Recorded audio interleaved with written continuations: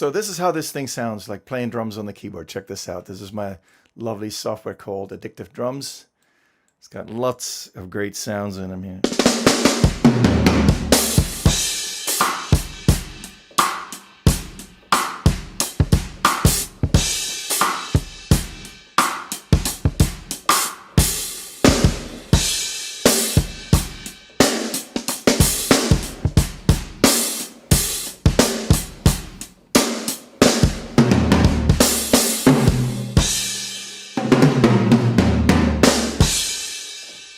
So if I were to put that in the sequencer now to make a track out of it, let me just develop the idea a little bit. I like these funky beats here.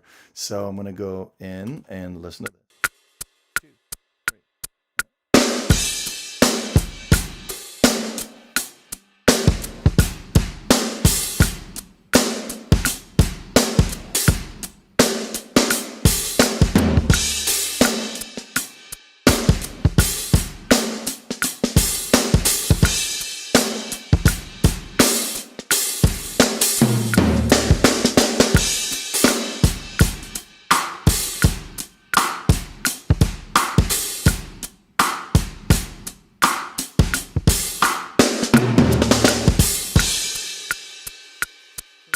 I didn't play it all that precise. I'm going to go, oops, no, that's not right.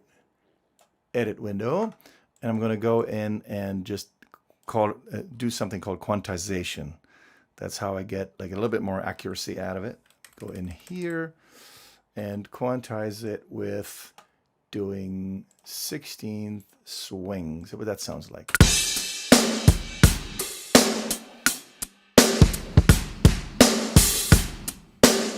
That's pretty groovy. I kind of like that. Now I'm going to add a little bass on it.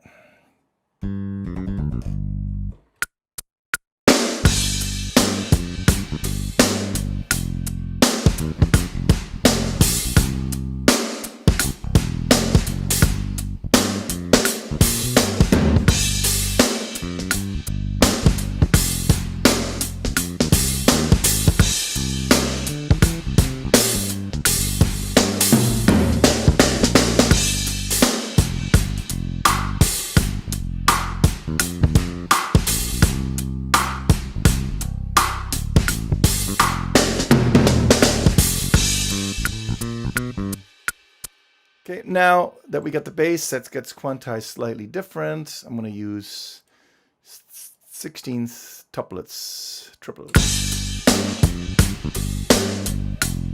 Yeah, it swings. So I'll break out my little Les Paul. This is all done in the computer, of course. Well, I've got a virtual amplifier in here that I'm going to play my Les Paul through. It's a really oldie but goodie. It's like something like 35 years old and pretty beat up. But she still sounds superb. Or better than ever, actually. Here we go.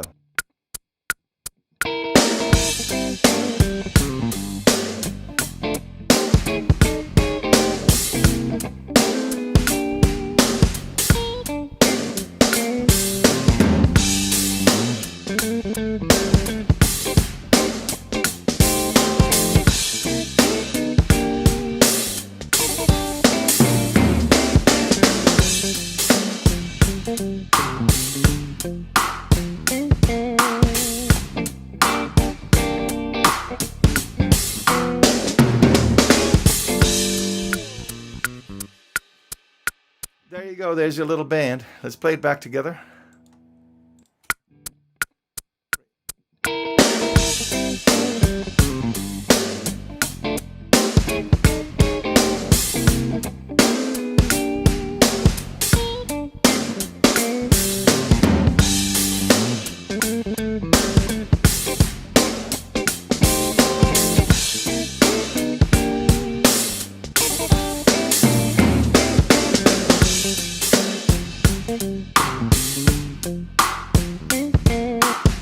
Yeah, that doesn't sound too bad. I've just, this took what, like 6 minutes to put in.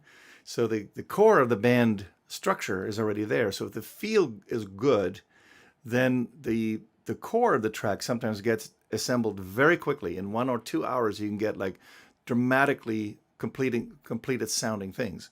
Of course, the finer edit details like string arrangements and vocals and background vocals and layerings, that's where the time goes. Or, you know, you want to play the best solo you can and you maybe punch a little bit like I do a lot. So that's that. You know, that's keyboard drumming. Yeah. And that's how I play the drums. I used to play drums very busily when I had the room to actually post a drum kit, put a drum kit. Now it's just done on the keyboard, and that's how I do a lot of my drum tracks, on the keyboard. So besides that, I used to play saxophone, and I still could pick it up, but I haven't done it in a long time. Right. I just got it good enough to play a national commercial back in Germany, and then I just sold the horn when I came to the States. So I would say, you know, aside from the percussion instruments that I play, it's between 4 and 6 instruments that I can do professionally. I love it. But the good thing is that, you know, with being able to, for example, you know, when I play a shaker, for example, and you put it in a production, you know, for example, I've got this lovely shaker here from Rio de Janeiro. Yeah. That's from Ipanema. And it's beautiful instrument and very crudely put together, but it sounds like Brazil. It's got this shake, this Brazilian swing in it.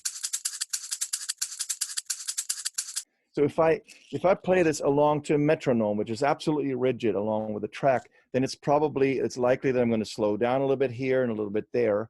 But the computer enables me to edit these things and do something called quantization. Yeah. So where I can lock it a little bit better to the groove. And I found out that, you know, rhythm instruments are really acoustic instruments are really a beautiful thing to add to tracks, even if they're not perfectly played. Sometimes I isolate just one bar where I played it just right, just locked with the drums in a way that feels energetically beautiful, and I just loop it around, you know, just repeat the part throughout the song if the song is in steady tempo, you know. So in that case, I find acoustic instruments essential to do the tracks. I can't just do tracks like these kids do nowadays. I do have, and I think I may have mentioned this to you before, a young client who just finished a record. My youngest client came in when she was 16. Her name is Maya Zakai. Yeah. And you can see her if you go to SoundCloud, check her out. Maya is M-A-I-A, and Zakai, Z-A-K-A-Y. They ran out of A's after they gave her the name. And she's got her first record finished right now, a record of 15 songs. And her tracks come from YouTube. So you can literally go to YouTube and do something they call top line writing. You could go and just imagine a melody across whatever that song sounds like, because people post tracks and you can license those tracks non-exclusively for $100 or something like that. And they will send you the stems. And then you can arrange as you see fit, give the song your title. And you know, out of fairness, you definitely want to give the producer credit. That's always a good thing to do. So this is a new form of writing that wasn't available at all, you know, when I got into social media. You know, these are all new tools, and new tools show up every day, and they're all geared towards sponsoring creativity and allowing you to connect more with your community around you, and even if it's in a virtual way. I tell you, if I could talk to you every day. I would love to. If you teach class, I saw you had some kind of class online, or at least it. I do teach several instruments online. I have a piano student. My student Carol Garcia is very good, a wonderful singer and a pianist now also. She's up in Sacramento, and we always meet on Skype. And now with the technology, like I can teach a lot of things remote, even Final Cut Pro, video editing and making music videos with just images and so forth. Nice. Yeah, piano student, I teach guitar. And also production, you know, just pulling full tracks together. You know, nowadays you can share the screen with somebody, and it's just an endless array of possibilities how you can get into it. Right. The only thing I would say, and I think that is something I like to share with everybody, you know, when they say, well, you worked with so-and-so. If you look at my website, I sometimes do not believe the clientele that's listed there. If I look back over the years, when this is just not possible. But I had one thing. I had 51% hunger. Oh, yes. And I had 49% fear. If you have just a little bit more hunger for something, for a certain sound that you sort of hear in your head or that you want to emulate and then maybe reproduce and then build upon it. If that's what you have that hunger, then the fear could be tremendous as long as they're a degree, just 1 degree of separation, 49, 51. If you have that, you must win. Yeah. That's really my belief because that's my life story.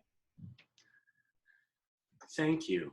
Wow. It's that what you said too. I remember when we talked, am I good enough? And like you said, that hunger and the 51 is like, yeah, the good enough part is probably the single biggest obstacle for most of us artists, where we tend to shy away from showing up and singing without pitch correction. Oh, I might be off pitch, and then that becomes a worry, and it's all based on that fearful thought, I may not be good enough. And that thought will maybe accompany us to the day we die. The only thing we need is 51% hunger above the fear and all the trepidations, because that's a fear-based thought. So we can file it away under the 49. Just make sure that you have at least 51. Sometimes you get a tremendous boost.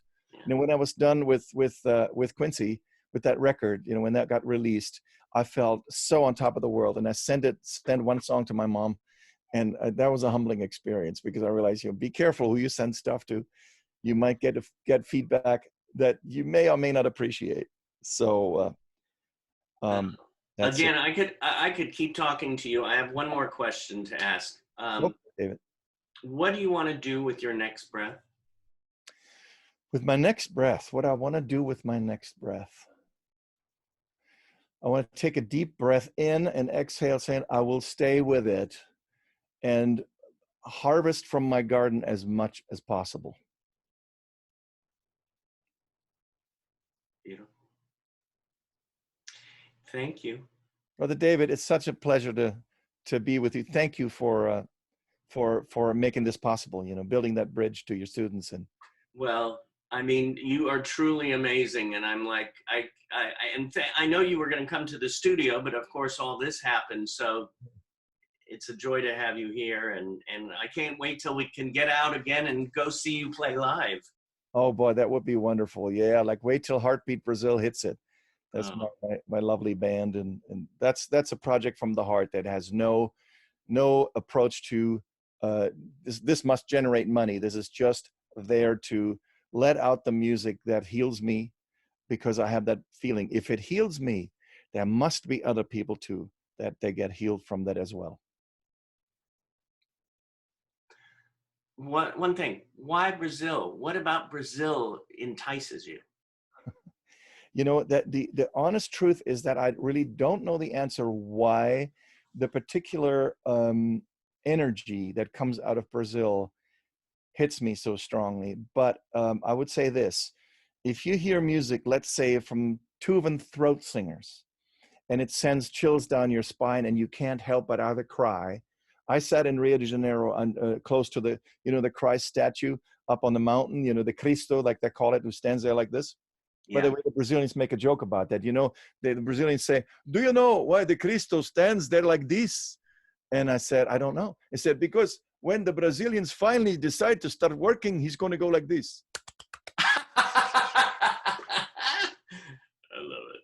But I would say this: if you find that, like I said, the Tuvan throat singers or music from Georgia, Russia, or Georgia, Georgia is Georgia, not just Russia, touches you, then that might reveal where your soul is from, or where your soul has resided before. It might be that kind of deal. I had that with Brazilian music, and I decided that it opened the door for so many original ideas, which could kind of flow into the rhythms and into the chord progressions that I learned from that music. So I think that in a way, music from another nation can reveal your true identity. You may be born in America and you may call yourself American, but you may be a world citizen that has places to go and, breaths to take on other shores. That's been the truth for me. I've been in 3 different places, and I love all 3 of them.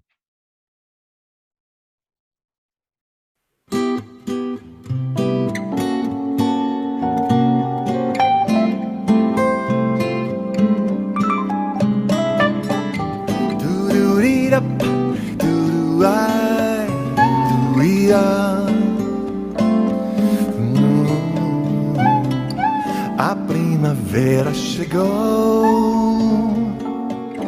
Essa manhã você riu e na janela o jasmim floriu, me encantando. Os beija-flores pousando no muro do quintal. E pra completar o seu abraço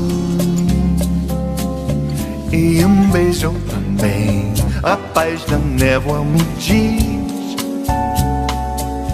que o dia vai me encontrar feliz, mesmo se o choro existir. Eu regarei o meu cactus e se houver uma discussão, eu prometo pra mim mesmo vou refletir, me aceitar e aprender.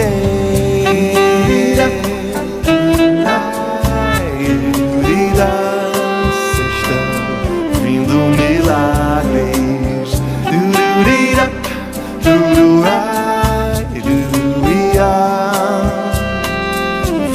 milagre.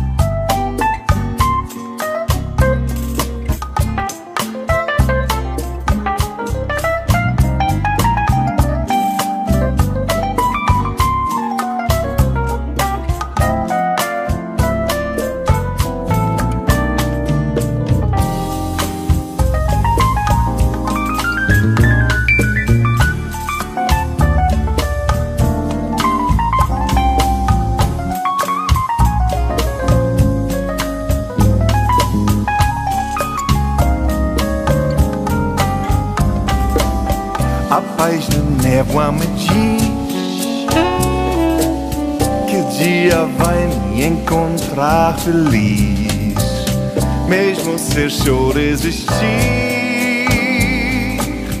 Eu regarei o meu cactus e se houver uma discussão, eu prometo pra mim mesmo vou refletir, me aceitar e aprender.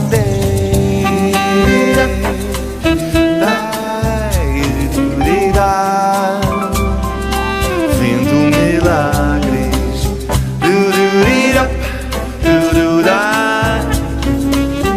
Você está vindo milagres.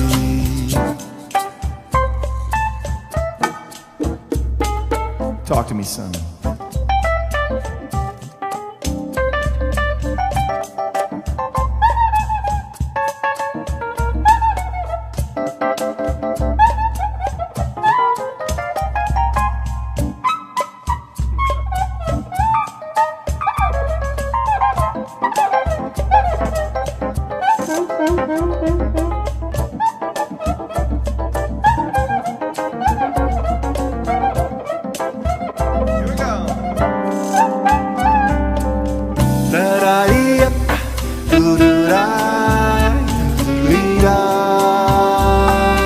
Vindo milagres.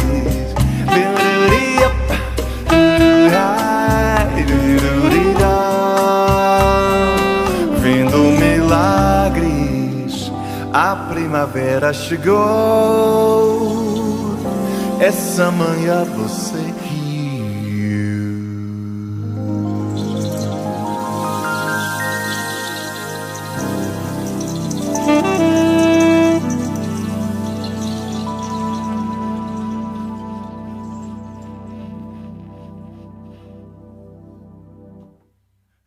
Beleza, beleza, gente. Cool, guys. Beautiful.